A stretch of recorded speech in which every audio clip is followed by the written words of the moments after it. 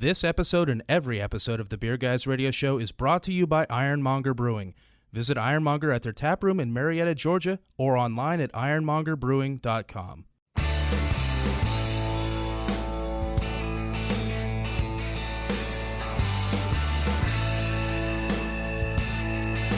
Open up a tab, grab a seat, and pour a pint. It's time for the Beer Guys Radio Show. You want free beer? Go to the brewery. Dedicated to the art, science, and enjoyment of craft beer. Yo, what's wrong with the beer we got? Now, here are your hosts, Tim Dennis and Brian Hewitt.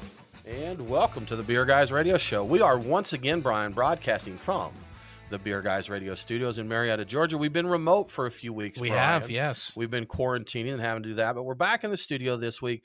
Just you and I. We're keeping it safe. We're safely distanced across the table from each other. We are, yes. So we're going to keep it that way. But this week we're going to be talking to Portland, Oregon's Breakside Brewery. I am Tim Dennis, and with me as always is my good friend and co-host, Brian Hewitt. Hey, Tim, and I'm remaining emotionally distant as well, so I'm retaining that for Absolutely. safety. Joining us today, we have Ben Edmunds, the Brewmaster, co-founder and co-owner of Breakside Brewery in Portland, Oregon. We're going to talk about a decade of brewing award-winning IPAs, their plans for the 10th anniversary that's coming up, and the Portland beer scene. Ben, thanks for joining us. Thanks for having me, guys. You know, Ben, it's a little tough. We usually say, how are you doing, or how's the week going? But we kind of know things are. So how are you doing, all things considered? All things considered, I'd say we're doing pretty well. I'm doing pretty well. I don't think I've received an email in the last 3-4 weeks that hasn't started with some sort of disclaimer about crazy times or surreal situations. So Yes. I think we can, we can say all those things and set them aside. But, with all things considered, we're doing pretty well here. I got an email from one of our vendors today, and you could tell it's one that he maybe programmed in a while ago, just a automated follow-up. Uh-huh. And it starts out with, "Hey, Tim, how are you doing? How's it going?"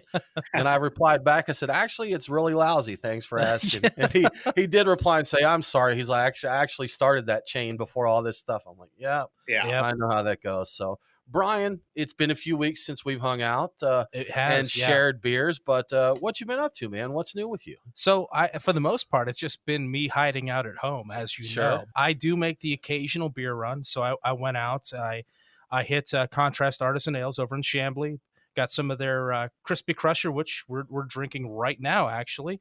Hit Orpheus again for some choosers of the Slain because I need my Crispy Boys. And also got some Crispy Boys from Bold Monk. So it was kind of more on a Crispy Boys mission than it's IPA this time. So, and I've also been hashtag drink your cellaring.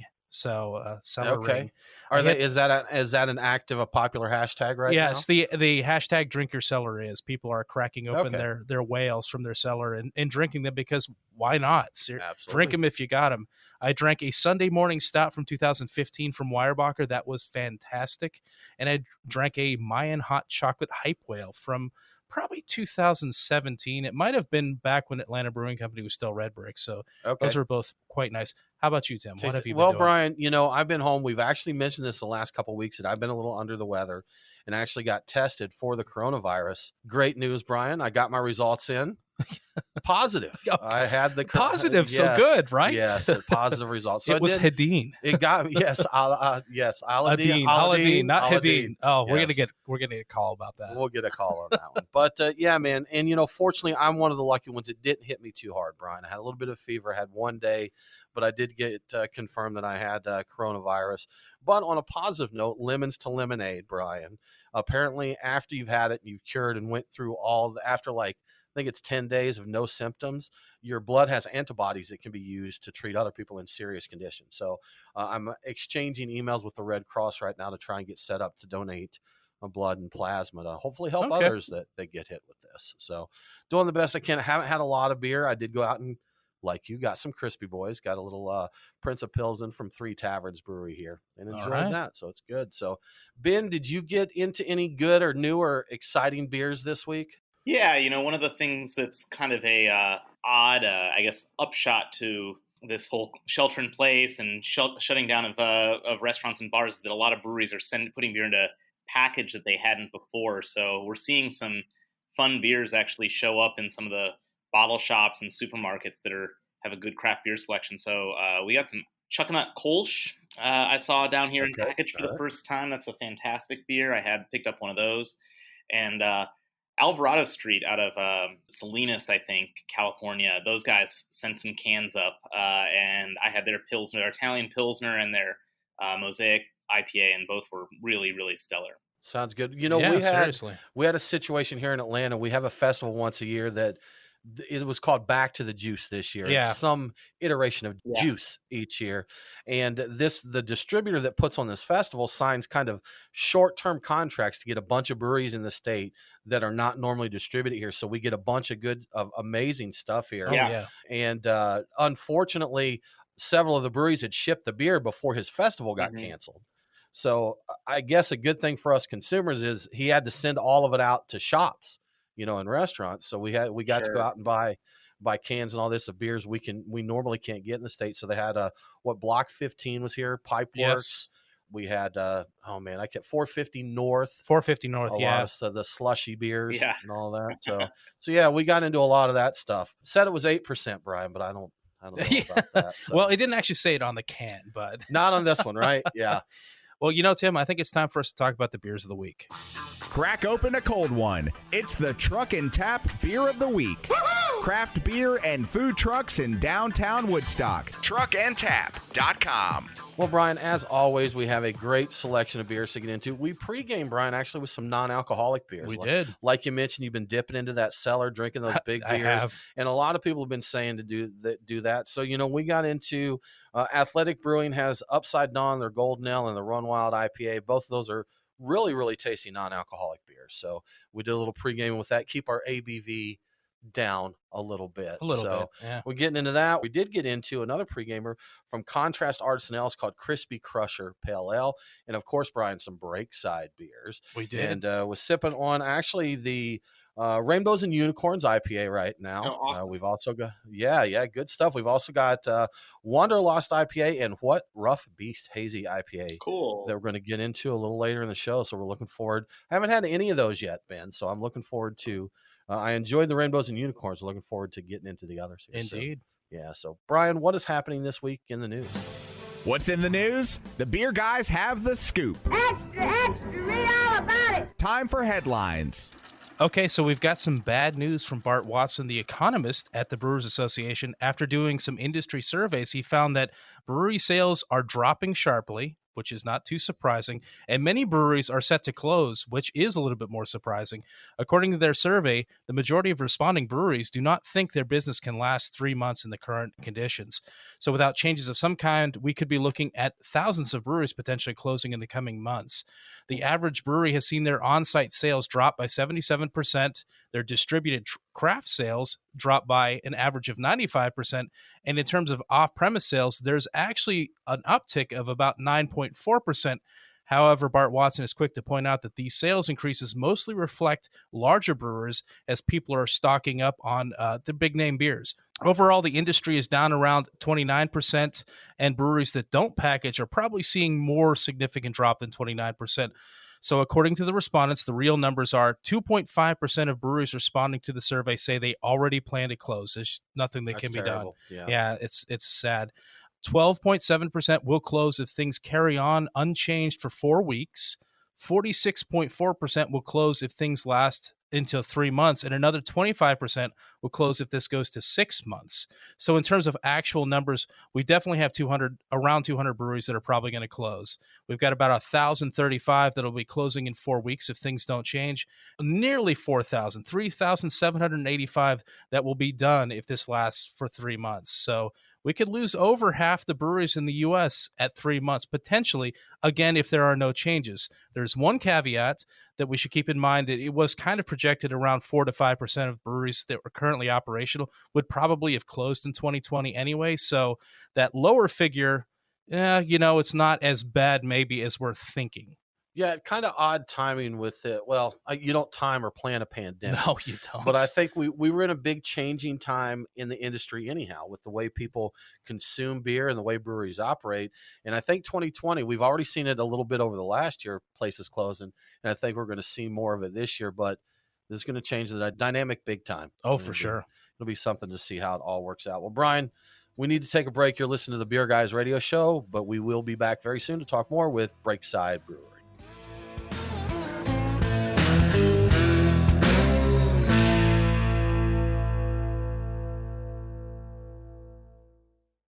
As beer lovers, we know real beer, and Athletic Brewing makes non-alcoholic beer that stands shoulder to shoulder with full-strength craft beer. With a fraction of the calories and certified organic, it's a great beer to enjoy anytime. Check out Athletic's selection of IPAs, golden ales, stouts, and more at athleticbrewing.com. Use code BeerGuys25 for 25% off your first order, and U.S. customers get free nationwide shipping. Athletic Brewing, brew without compromise. Have you ever thought about owning your own brewery but don't know what it takes to get one built? We're Storytime Construction, and we build breweries. We're Georgia's most experienced and hands-on contractors when it comes to building new breweries and tap rooms, or expanding existing breweries. We offer full build-outs, remodeling, and additions, as well as consulting and construction management. Give us a call at 770-733-4343. Storytime Construction. We build breweries.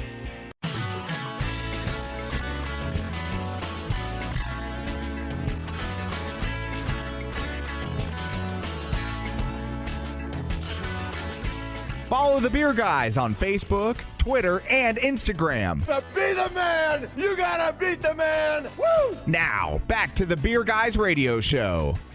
Welcome back to the Beer Guys Radio Show. Remember, all episodes are available on demand, so if you missed the broadcast, get the podcast. Beer Guys Radio is available on all popular podcasting apps. Now let's get back to our talk with Breakside Brewery. You know, Brian, something I want to throw out real quick. We mentioned this last week, but we've done a new business-related podcast with Whipfley Accounting called Hops and Ledgers. And the podcast has been out for a week, but we put a YouTube video out with that that's got a full slideshow of information. It is a podcast on helping your brewery to survive the coronavirus crisis. And these guys give info on the Paycheck Protection Program loans, a bunch of resources out there for brewers. So if you're still wondering as a brewer what to do, check that out. It's on all the podcasting apps. Just look for Beer Guys Radio, and it's on our YouTube channel as well. So we hope it's helpful, and we hope to share a beer with you soon. It's great. Sure Great enough, resource. Absolutely. Ben, you know, we don't want to dwell on this too much. Everybody needs a break from it, but how are things in Oregon as far as how can you operate right now? What are the current conditions there?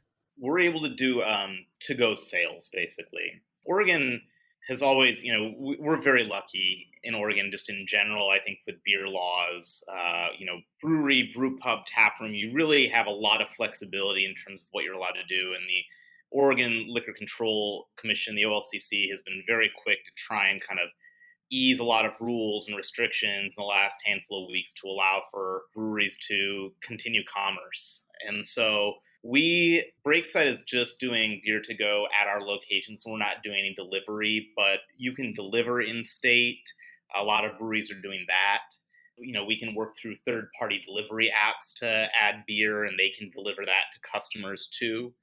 So we can do, growlers to go, crowlers to go, dock sales, normal package, bottles and cans, all that, and as well as food to go. I made a comment on Twitter the other day that it kind of became the Wild West because crowlers, Brian, I don't know if you've seen it, but crowlers are a shortage. Like it was going to be I have seen that, April, yes. People were selling out, and I saw one brewery was seriously filling like milk jugs, and another place said, "Hey, can you fill crowlers?" They're like, "Look, rinse out a milk jug and bring it up here. It's Wild West out there now. It is, yes. If you've got a vessel that you can put beer in, I saw someone got a half-gallon milk jug full of Sukaba. Yeah, live the dream, man. Live the dream out well, there. you know what? You find out what laws are really essential when something like this happens. Absolutely. You're like, who cares what you put the beer in? It's Come on. Thunderdome out there, man. I mean, seriously. Do what you got to do. You know what? I keep forgetting to get the hairspray. If it's Thunderdome, I need to tease this hair a lot. You do, man. Yeah, I really think you do. should too. You should get started on that. Well, Ben, is there something I've been kind of curious? I know that everyone has changed their routines and what they're doing. Is there anything that you've learned from this that maybe when things do get back to normal that may impact the way you do things at your brewery? I don't know yet. That's a good question. I think still we're trying to just kind of see through the fog and make sense of what the new normal is going to be and when bars and restaurants might reopen and when we want to go back to producing beer for draft. And those sorts of questions are kind of the most pressing ones, just a lot of operational and logistical things. But yeah, I haven't really had a chance yet in the midst of all this to try and figure out if there's anything that we want to change for the better for the future. Just trying to keep up Seriously, now, right? stay afloat. Yeah, I understand. Sure enough. Well, Ben, to talk about more positive and exciting things, we're sipping your Wanderlust IPA right now. Yeah. Can you tell us a little bit about this beer? Yeah, Wanderlust is one of our 2 flagship IPAs. It's been a beer that we've made since, end of 2013, start of 2014. It's kind of, I view it as like a really kind of contemporary Northwest IPA. It's 6.5%, 6.2% actually, clocks in about 62 BUs. It is a West Coast IPA, but this was a beer that we designed back in 2013. It was really, I guess in some ways, it was kind of the first IPA that we did that really cut away from or turned away from some of the ways of making IPA that had preceded that, which, namely, I would just say is to pull out all the crystal malt altogether. So that beer is good call. a 2-row in Munich beer. It's with Mosaic, Simcoe, a little bit of Summit, which people think is kind of funny that we use Summit in there, but we do use a good bit of Summit to kind of beef up the hop profile. And then there's actually quite a bit of Cascade in the kettle on that beer too. So it's one of your 2 core IPAs, your most popular. Which one is, I'm assuming the other one is Breakside IPA, right? That's correct, yeah. So which of the 2 is most popular, and how do I decide which one I want to drink? They actually sell pretty close. They're about, the 2 of them are each about 30% of our total volume. So combined, those 2 brands make up about just over 60% of what we brew. Historically, and there's a number of things I think that influence each of these. Wanderlust has been the beer that's been more of the packaged beer, and Breakside IPA has been more of the beer that's been the main draft beer for us, which is really fortunate. We make them both in equal amounts, and one kind of goes 75% draft, 25% package, and the other seems to be the opposite. Why is that? Is it one just drinks better off a draft, or is it just kind of random chance that it happened that way? I think that a lot of it had to do with our rollout of the 2 beers. They happened about, 12 months apart from each other. And Wanderlust was kind of the beer that this is back in 2013, 2014, when we were trying to get into some markets outside of Oregon, really outside of Portland. And we didn't have enough hops to fulfill the orders for Breakside IPA. So we decided to design a second IPA that would use different hops and just kind of have that be our flagship going into those other markets. And I think that when we did that, Wanderlust kind of was the first IPA that some people had from us in those markets. And so it became the one that we were known for there. Now, Ben, you were saying earlier that Wanderlust actually dates back to 2013. Is that right? Yeah, that's right. Late 2013. You opened in 2010, correct? That's right. Yeah. So the Wanderlust, has it evolved over the years, or is it the same beer it was in 2013? We, are always tinkering with our recipes. That beer, the bones of it are the same. I mean, it's always been a Mosaic forward West Coast IPA. The kind of identity and the flavor profile have always been pretty consistent. But yeah, we're tinkering with ingredients, specifically the hops schedule, pretty regularly, as well as some other things. Is that something? Do you get when you tinker with it? Do you ever get someone come in and like, wait a minute, this isn't the same beer? No, not very, very rarely. Okay, all right. We have some regulars in our tap room who really do notice little changes, or maybe because they hear us talking about them, and they kind of chat with the brewers all the time, almost daily. So they have maybe an insider sense of some of the things that we're working on, and might be tinkering with. But no, the changes we make are pretty incremental, and even when we're making those changes, we're always trying to keep the beer within kind of the brand identity box. So we're not doing anything too dramatic at any given point in time. My friend Joe Moorfield at Pint House Pizza always likes to say, no one complains about a beer when it gets better. That's true. That's true. That is a good point. But we've seen those discussions online when a beer will change and people they throw a fit. This isn't the same. This isn't my beer. And so many breweries we've seen. There's one in Atlanta, Brian, that has had some complaints. And for those in Atlanta, you'll know who I'm talking about. But even like Treehouse and Trillium and that, I've seen discussions where people there have commented, on their beers that this has changed. There's variance from batch to batch. But those are the guys that are pounding away on their keyboards on beer forums every day. That's it's kind of like a precursor to when something is losing its hotness. When people start saying that, I'm not sure if it's because they believe it or if they're just getting bored of it. That's what I don't know. I don't know, Sometimes I think it's just because certain people just like to complain, Brian. Also, I think there's a few that just enjoy doing that, and nothing's going to change it. Indeed. Absolutely. Well, you're listening to the Beer Guys Radio Show. We do need to take another break, but we'll be back very soon to talk more with Breakside Brewery.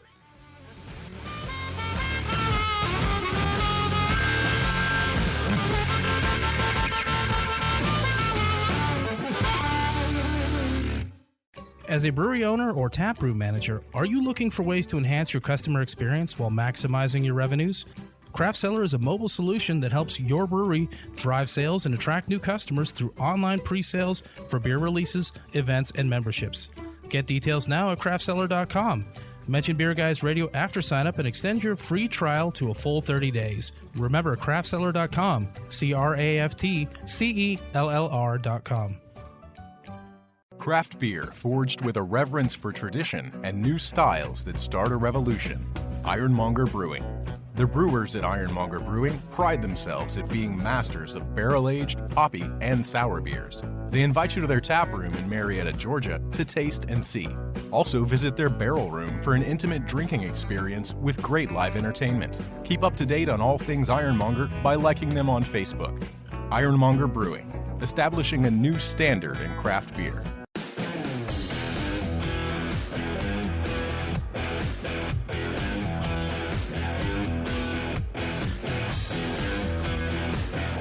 Follow the Beer Guys on Facebook, Twitter, and Instagram. Now, back to the Beer Guys Radio Show. Oh, God, here we go again. Dork alert. Welcome back to the Beer Guys Radio Show. I want to give a quick shout out to one of our great radio affiliates, KFAR 720 AM in Sweet Home, Oregon. Catch Beer Guys Radio on KFAR every Sunday at 5 a.m. local time. Now let's get back to Ben Edmunds with Breakside Brewery.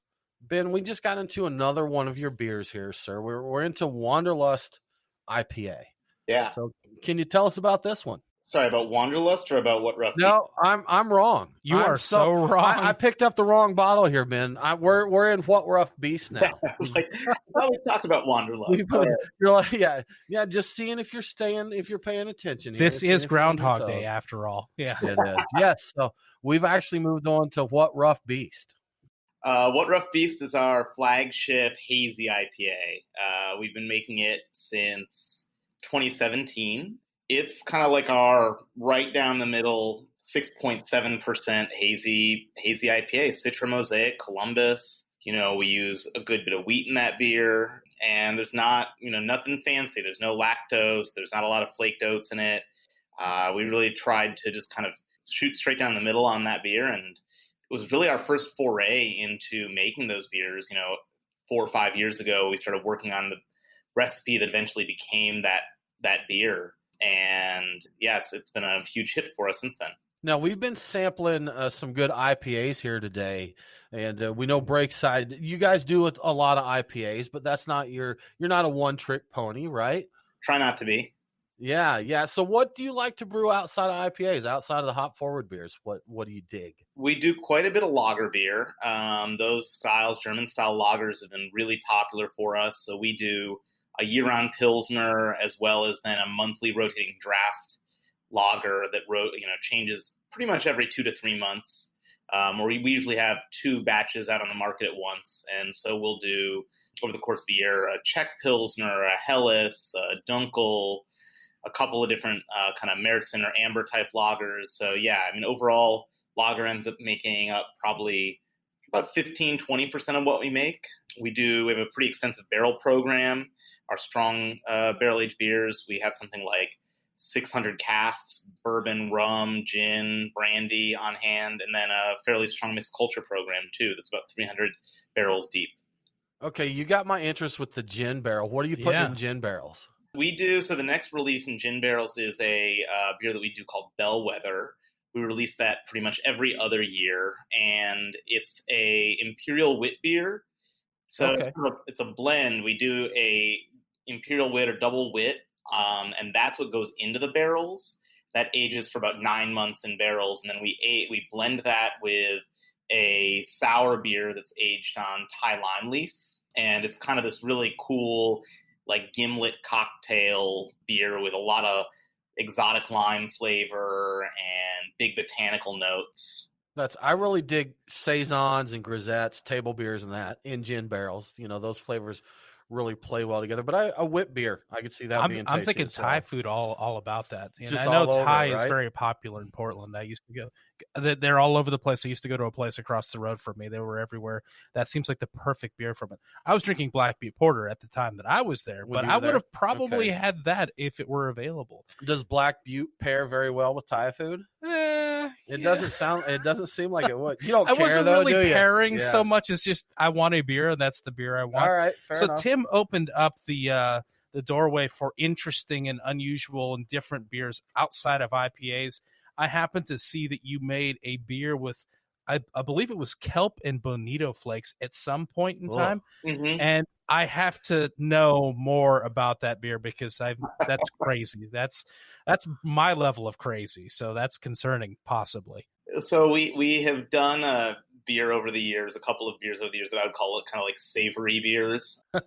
And yeah, that was a beer called Shuck the Patriarchy. It was a Oyster Stout that was made with kelp and bonito.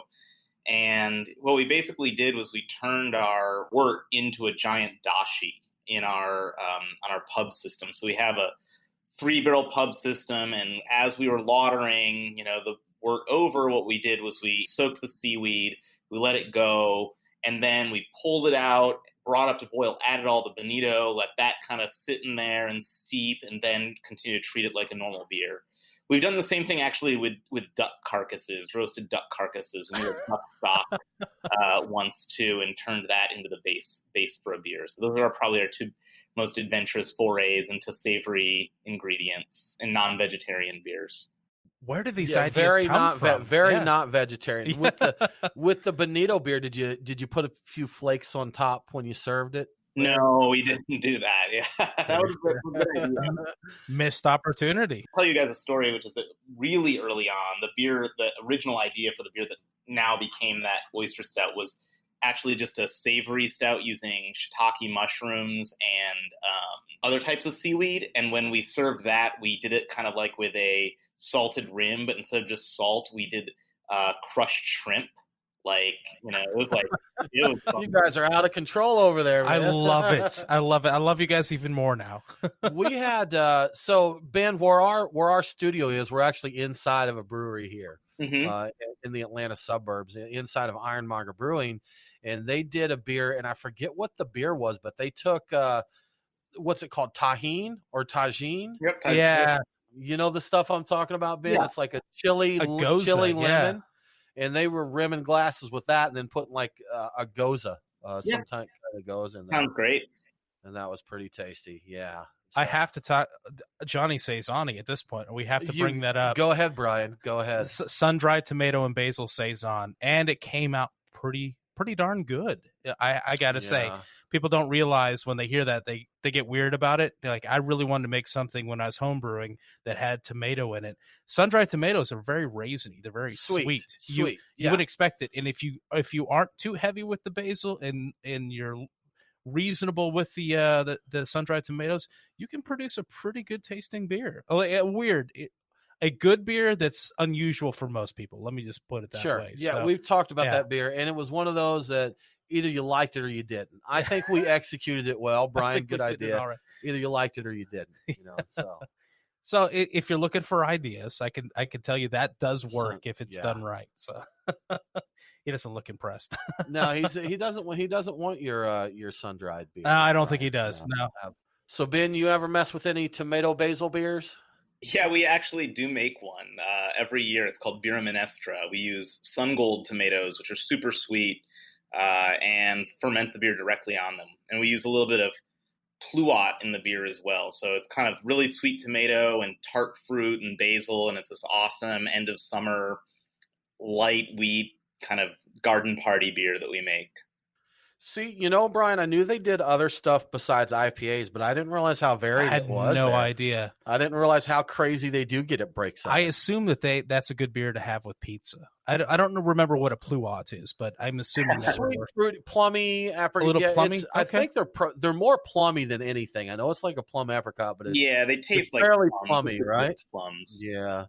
Tastes like plums. So okay. Good. Little plum, little tomato there. Well, the sun-dried tomatoes do kind of have raisiny, and that's close to plum. It's not quite there, but I see similarities. It'd be tasty. So, and that you were talking earlier about the beer with shiitakes. I've had a couple of beers that had that earthy, mushroomy taste, and it's really favorable in some beers. And I think most people would probably shy away if they were told mushroom, but it's like gooses and lambics and that with that earthy mushroomy flavor is really nice. Are you guys familiar with candy cat mushrooms at all? I am not. No. I saw you talking about it in a video, and I was intrigued by it. They're sweet mushrooms, right? Yeah, they're crazy. They smell like maple syrup. They smell more like maple syrup than maple does. Wow. So they're wild harvested only. They can't be cultivated, kind of like morels, and they only grow really between Northern California and Southern British Columbia. So they're a West Coast delicacy that you have to wild forage, and they smell and taste like maple. And so we used them in a bourbon barrel aged imperial stout, and they were awesome. I would never expect maple mushrooms. Yeah. I drink it though. Oh, absolutely. Yeah, absolutely. You're listening to the Beer Guys Radio Show. We do need to take another break, but we'll be back soon to talk more with Breakside Brewery.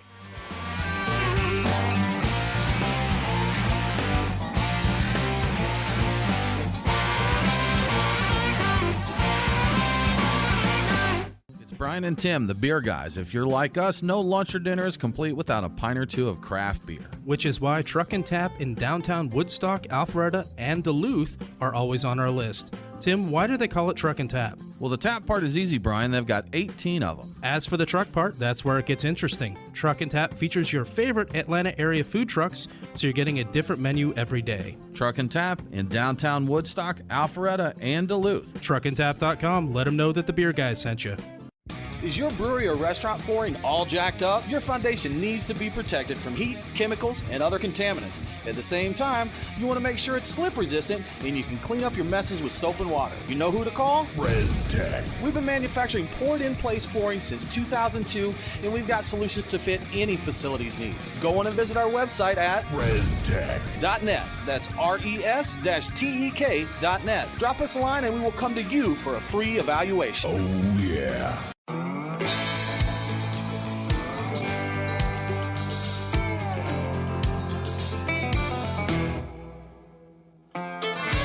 Follow the Beer Guys on Facebook, Twitter, and Instagram. Next Friday is Hawaiian Shirt Day. So, if you want to, go ahead and wear a Hawaiian shirt and jeans. Now, back to the Beer Guys Radio Show. Welcome back to the Beer Guys Radio Show. If you enjoy the show, please consider supporting us on Patreon. Just go to patreon.com/beerguys. Patrons get cool perks like Beer Guys swag, commercial-free episodes, and even bonus episodes that aren't available anywhere else. Now let's get back to Ben Edmunds with Breakside Brewery. Ben, we want to talk to you some about hops. We've talked about, interestingly enough, mushrooms and bonito flakes and tomatoes and all that. So really traditional stuff. Yeah, all the good stuff, man. All the traditional brewing ingredients there. But we want to talk to you some about hops, man, because there's a lot of stuff out there. We're seeing more and more breweries that do like one-off beers, maybe with experimental hops, and some of these new ones that are coming out. We're loving like Sabro. We're really enjoying those. The HBC, 472? 472, yes. Playing with those. So what are some hops that you're excited about right now? The one that's by far the biggest exciting new hop for us is Strata, which has been out now commercially for about 2 years. But I feel like it's really kind of a huge hit amongst Oregon and Washington brewers and California brewers. But to me, it's kind of like a mellower form of Mosaic. It has just this beautiful tropical character, an incredible berry-like character, some really fun notes. So that's the one that we've been working with the most, I would say. So if somebody wanted to try your approach to using Strata, what beers of yours should they try? We're about to release a beer that's very Strata heavy called Sugar Cube. It's a hazy IPA that we do every once in a while. It's pretty heavy on Rocco, which is a New Zealand hop, as well as Amarillo, and then Strata is the main hop and the dry hop. So I'm curious because I have been kind of following and drinking it whenever I can find it. Beers made with the HBC 472. Are you familiar with that one? Yeah, we've worked with both 472 and 692 and Sabro, so all those Neo Mexicanos hops. Yeah, the Neo Mexicanos. So what is your take on that one? The 472 is known for supposedly imparting like a bourbon barrel character to beer. Yeah, coconut, woody, bourbon barrel. Yeah. Some people say dill, though not as much dill as like the Sriracha Ace kind of dill. So I've had a few beers with those hops that I've really enjoyed. In general, I think that we've not really figured out how we want to incorporate them. So we've done a few beers with them. We did a hazy double IPA last summer with 692 called Bright Golden Haze. That was pretty cool. That hop seems to have a little bit more fruitiness and a little bit more lemongrass in addition to that kind of coconut, bourbon, wood character. So we've been talking about bringing that hop back and using it with something like Galaxy that's really crazy, Southern Hemisphere kind of array of flavors. But to be honest, we haven't worked a ton with those hops yet. Now, you mentioned Neo Mexicanos. A lot of these are descendants of that, or the ones we've been talking about, ones we've been looking at.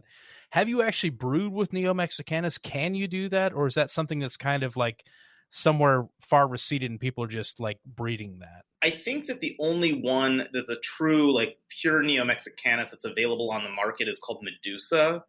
And to my knowledge, it's just CLS Farms out of Washington who markets that. And so I don't know how much that's out there commercially. I think most of that is been, it's just there's not very much of it. I think a lot of it's actually been sold as a home brewing hop. So I could be wrong about that, but to my knowledge, you have Medusa and then you have the kind of quasi Neo Mexicanos hops that are coming out of the HBC program. And those are the only real options right now. Do you play around any with like hop terroir?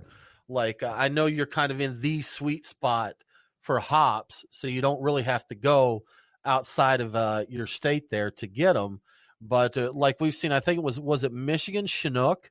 Yeah, that kind of made a little bit of a wave. I think they said it was very pineapple forward, a little more than that. But have you played around with any hops from other areas to see what they deliver for you there? Yeah, absolutely. We use actually quite a bit of New Zealand grown Cascade, sometimes called Taihiki, and it just offers such a different character. I mean, you can see that it's kind of Cascade-like, but it's also super limey and perfumey and works really well as a dry hop and as a kettle hop.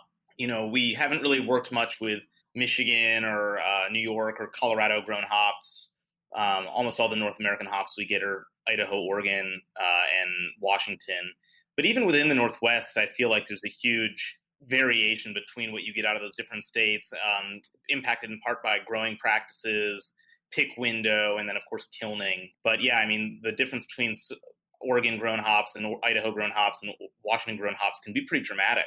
Yeah, that's something. And you don't really have a need, considering where you are, to go to New York or Colorado or Michigan grown hops. You've got a pretty sweet selection right there, right? Driving distance. Yeah, exactly. Throw a stone into the hop fields and get what you want. I've been in those areas of the Willamette Valley and driven through the hop farms, and like it's a pretty impressive thing. The trellises.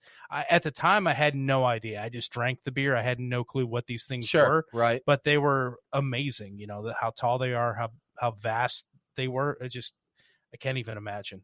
Fancy stuff, right? Yeah, our production breweries, if there's no traffic, it's 20 minutes, 25 minutes down to the hop fields from here. And it's really close. So during fresh hop season, we're able to drive down first thing in the morning at 5 a.m., 6 a.m. and grab a couple 100 pounds of hops right off the picker and bring them back and use them in beers here. And so jealous. All the amateurs here in Georgia got to overnight those things and hope they get here in time and that. So, Yeah, absolutely. Well, Ben, as we wrap things up here, Breakside 10 years, so 2010 to 2020. I mean, assuming we can all actually go out and visit a brewery soon, do you have big plans for 10 years here? Yes, we will throw a party at some point to celebrate the 10th anniversary.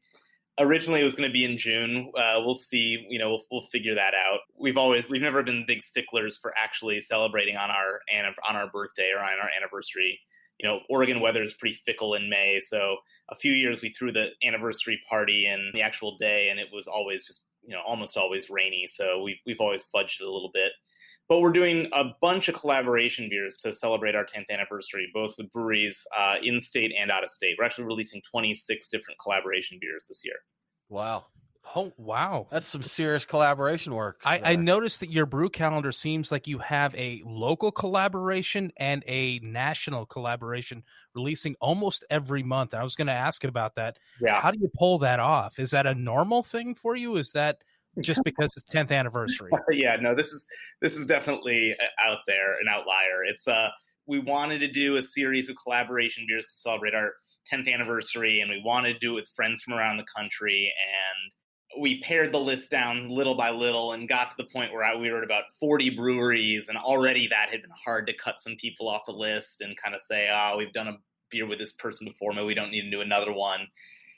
And getting down to 30 was really tough. And then after that, I said, I'm done. And we're just going to go with 26. I'm not going to cut it any further. 26. That's it, man. That's still a good number. One every 2 weeks, right? Isn't that how that's like one every other week, man? Starting them at our pub, one of our pub breweries. We have a 10-barrel system at our Slabtown Brew Pub. And so we'll do kind of a test batch there. It gets released at the pub. We'll send the crowlers of the beer to the collaboration partner, have them taste it. And then we'll kind of run it through our own sensory panel. We'll develop any feedback we want, any tweaks, and then we scale it up for the production brewery. We want to thank Ben from Breakside for joining us. Brian, we had horrible technical difficulties this week, so rather than keep torturing Ben, we just let him go because of the tech difficulties. But great conversation, tasty beers. I've enjoyed all the beers that we've had from yes. They've been taste very from good. home. So a taste, that's right, home for you, right? Now, Brian, since we do have a little time left, you always have some extra news stories, and we don't get to all of them. So got another news story you'd like to share with us? I absolutely do. I've got, and it's bad news, unfortunately. Additional bad news for drinkers in Nevada. According to Brewbound, Nevada has declared that breweries are non-essential businesses.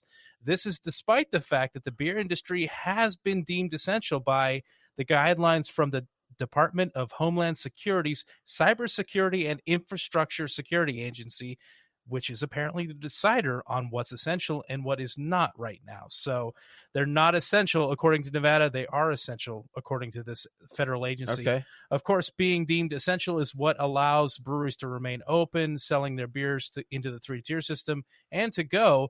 The silver lining, if there actually is one, is that the breweries in Nevada can actually continue to brew, but their beer can only go into distribution. And brew pubs that have a full kitchen can continue to operate for takeout and delivery. But if you don't have a full kitchen, you cannot. So only a quarter of the state's breweries can serve full menus. I expected some state would actually do this, Tim. I didn't expect it would be Nevada. Right? You like, figured Nevada would let Las you have Vegas it all. And everything else they have going on there. Sin City, all about vice right? out there, man. Right? Well, Brian, that does wrap it up for this episode of the Beer Guys Radio Show. Join us next week as we talk with Wild Barrel Brewing. For more craft beer info, follow us online. We are Beer Guys Radio on Facebook, Twitter, and Instagram. Thanks for tuning in. Stay safe, and don't forget to drink local. Cheers.